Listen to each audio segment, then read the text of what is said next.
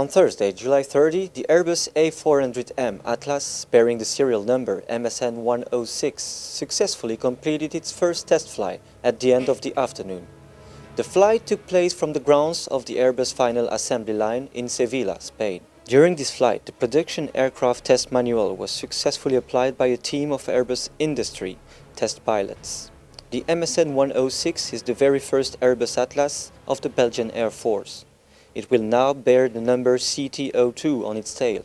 A delegation from the air component will start the delivery process of the aircraft very soon. Once this last phase is successfully completed, the plane will take off to be inducted in the 15th Air Transport Wing at its new base located in Brussels. Belgium ordered 8 A400M Atlas and Luxembourg 1, the latter to be based in Musbrook with the Belgian aircraft.